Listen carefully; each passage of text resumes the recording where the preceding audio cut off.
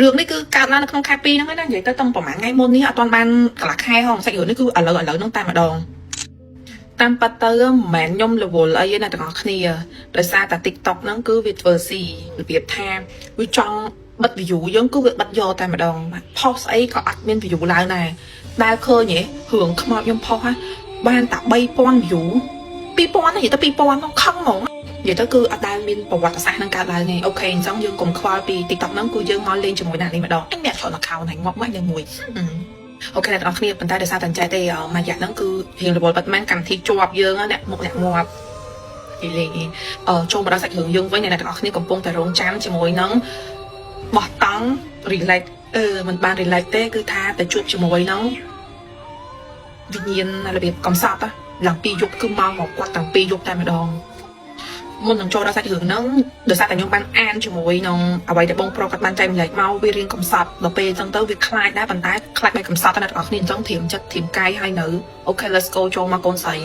អញ្ចឹងចូលមកដល់សាច់រឿងយើងវិញខ្ញុំនឹងនាំអារម្មណ៍អ្នកទាំងអស់គ្នាទៅកាន់ទីកន្លែងស្ងប់សក់មួយស្ងប់សក់និយាយទៅគឺសាច់រឿងគឺបែបនេះអ្នកទាំងអស់គ្នាបើសិនជាគាត់ធ្លាប់តាមដានខ្ញុំអញ្ចឹងគឺគាត់ដឹងហើយថាបងប្រុសដែលគាត់ចែកម្លែករឿងមកខ្ញុំគឺច្រើនដងដែរហើយសម្រាប់សាច់រឿងនេះអត់ដឹងថាជាសាច់រឿងទីម៉ានទី5ទី4ទី5មិនដឹងទេប៉ុន្តែគឺអូខេចាំថ្ងៃណាមួយខ្ញុំនឹងតម្លាក់ជាមួយនឹងសំណេររបស់បងប្រុសអ្នកទាំងអស់គ្នាអានហើយហើយទៅនៅទីតាំងហ្នឹងដូចខ្ញុំទៅនៅទីតាំងហ្នឹងដែរហ្មងសាច់រឿងនេះគឺកើតចេញពី AI ដែលខ្ញុំសម័យទៅតាមអ្វីដែលបងប្រុសគាត់ប្រាប់មកអញ្ចឹងណាអូខេតោះកុំតប៉ែតាមខ្ញុំយូរអញ្ចឹងចូលទៅស្ដាប់ជាមួយនឹងអ្វីដែលបងប្រុសបានរៀបរាប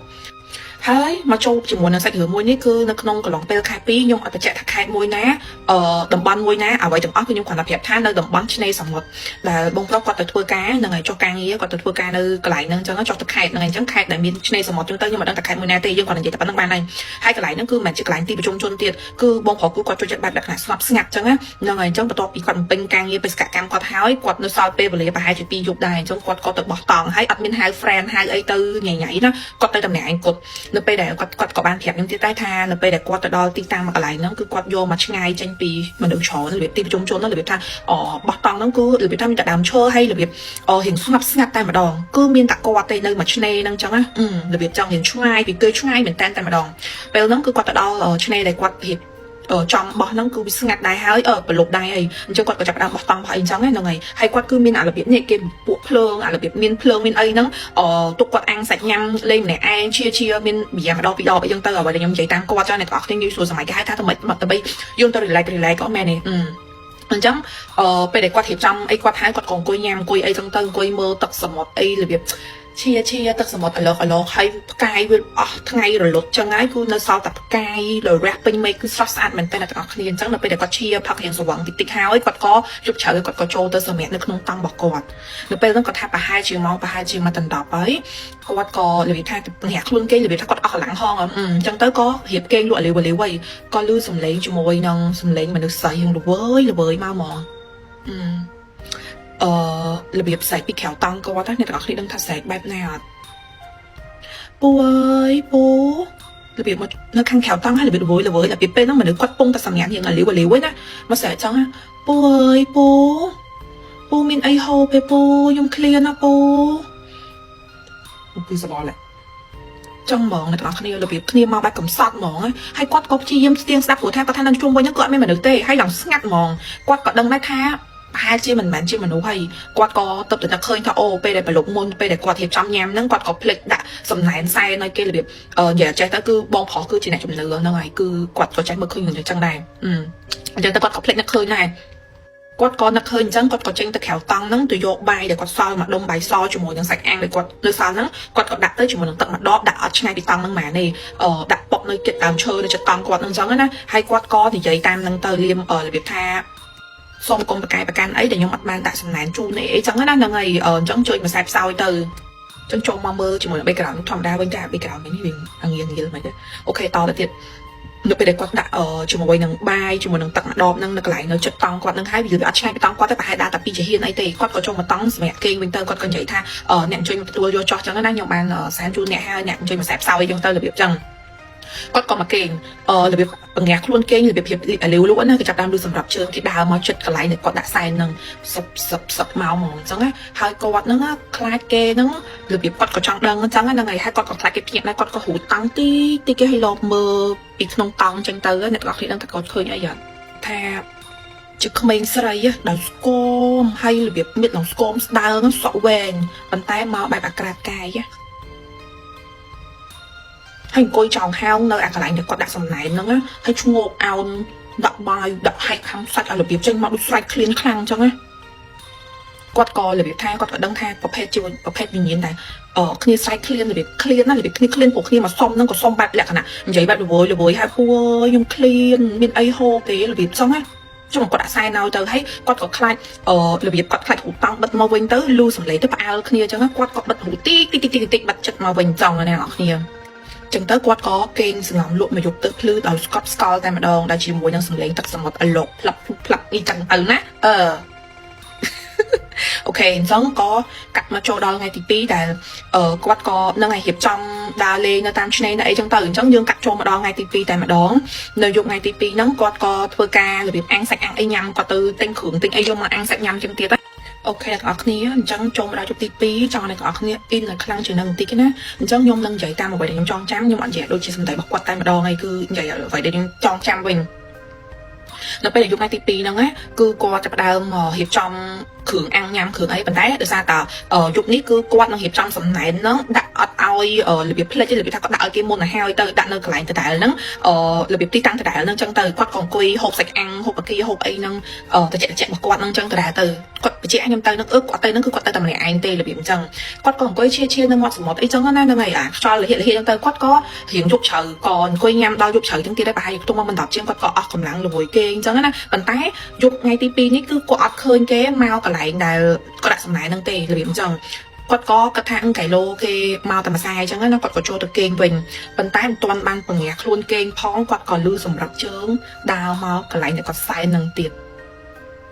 សឹកមកហ្មងគាត់ក៏ដឹងថាគេនឹងមកទីរៃប្រហែលជាគេហ៊ានមកនៅពេលដែលគាត់អត់ទាន់នេះចឹងរបៀប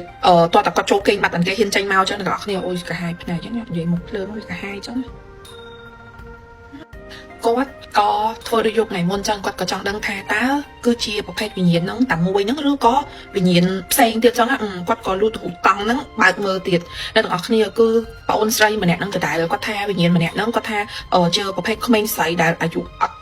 ច្រើនទេបងមិន20ស្ដើងគឺក្រោម20ហ្មងនិយាយទៅគឺក្មេងស្រីដែលរបៀបថាជាក្មេងស្រីហ្មងហើយគាត់មកនៅក្នុងរូបភាពបែបអាក្រាតកាយទៅដែរប៉ុន្តែមកយប់ថ្ងៃទី2នេះគឺអត់ដូចយប់ថ្ងៃទី1អ្នកទាំងអស់គ្នាដឹងថាគាត់មកបែបណាអត់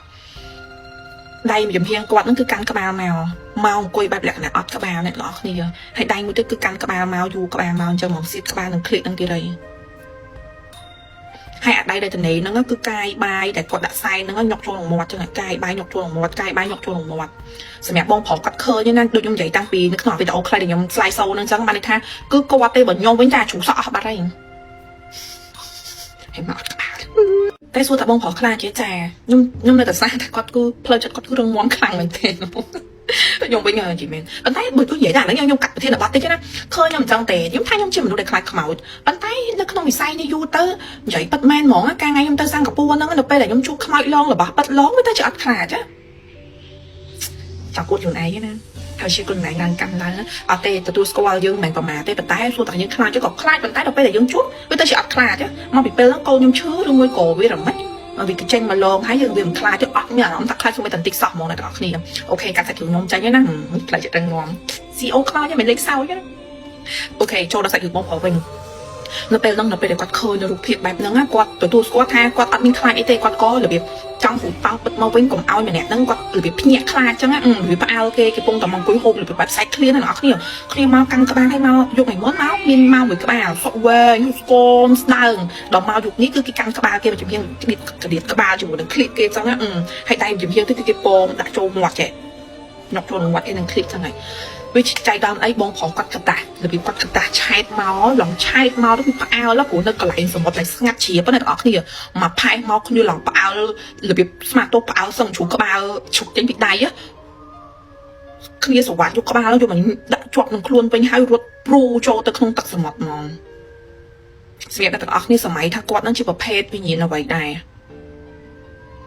ខ្ញុំក៏សង្ស័យដែរថាហេតុអីបានជាព្រោះគាត់មិនរត់ចូលរកដើមឈើឬក៏ក្នុងព្រៃអីទេណាគាត់ចូលទៅក្នុងសមុទ្រវិញខាត់សាច់រឿងមួយនេះក៏ខាន់ត្រឹមហ្នឹងចូលមកដល់វគ្គបងប្រុសក៏គាត់របៀបថាគាត់រៀងដឹងខ្លួនគាត់ឯងចឹងមិនគួរណាទៅទៅឲ្យគ្នាផ្អើលអត់បានហូបចុកឲ្យអស់ចឹងគាត់ក៏របៀបគេងទាំងមិនអស់ចិត្តណាអាណិតទៅបើសួរថាគាត់នេះមិនគឺគាត់អាណិតច្រើនជាងកាត់មកដល់ពេលដែលគាត់គេងលក់អ្នកទាំងអស់គ្នាគឺមានឈុតឆាកមួយដែលគេចង់ឲ្យគាត់ឃើញចឹងខ្ញុំអត់ចង់ប្រាប់ទីតាំងថានៅណាទេហើយគាត់ក៏បានបញ្ជាក់ដែរថាសាច់រឿងហ្នឹងវាយូរឬក៏ទៅតែកើតឡើងគាត់ដឹងតែត្រឹមថាប្រហែលជាអ្វីហ្នឹងគឺគេចង់គាត់ឃើញបញ្ជាក់អ្វីមួយឯង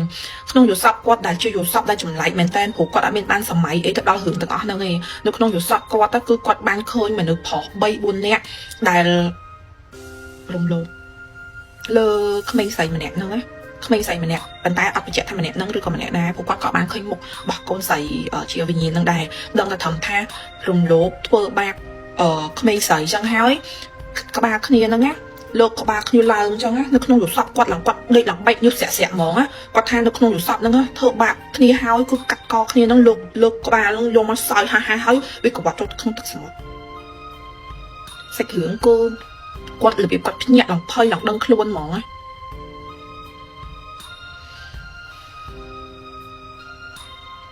នៅពេលដែលបងប្រុសគាត់ភ្ញាក់ដឹងខ្លួនមកហ្នឹងគឺគាត់ក៏សម្រាប់ទៅវិញលែងលក់ដែររបៀបអញ្ចឹងហើយបែរជាគាត់ភ្ញាក់ខ្ទង់គាត់ថាខ្ទង់ប្រហែលជាម៉ោង 2 ម៉ោង 3 ទៀតភ្លឺហ្នឹងហើយអញ្ចឹងគាត់ក៏ចេញមកអង្គុយសកប់បដ ாய் អង្គុយគិតរបៀបថាចិត្តមួយអាណិតដល់វិញ្ញាណហ្នឹងអញ្ចឹងមិនគ្នារបៀបគ្នាស្រែកឃ្លានខ្លាំងបែបអត់មានអ្នកណាមកធ្វើបន់ធ្វើអីឲ្យអីចឹងណាហ្នឹងហើយអញ្ចឹងក៏ភ្លឺឡើងគាត់ក៏រៀបចំឲ្យបាត់រៀបចំអីក៏ចេញមកផ្ទះវិញមកហើយគាត់ក៏បានដាក់សែនសំណែន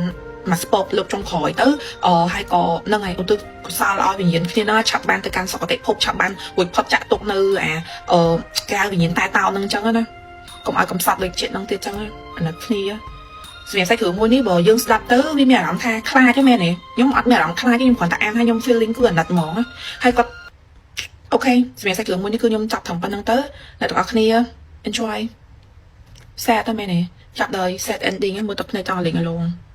សម្រាប់អ្នកសួរเพจខ្ញុំគឺខ្ញុំមានណាเพจនេះគឺខ្ញុំផុសតែរឿងខ្មោចសត្វតែមិនដល់ភ្លេចចូលទៅ follow ហើយ like មើលហង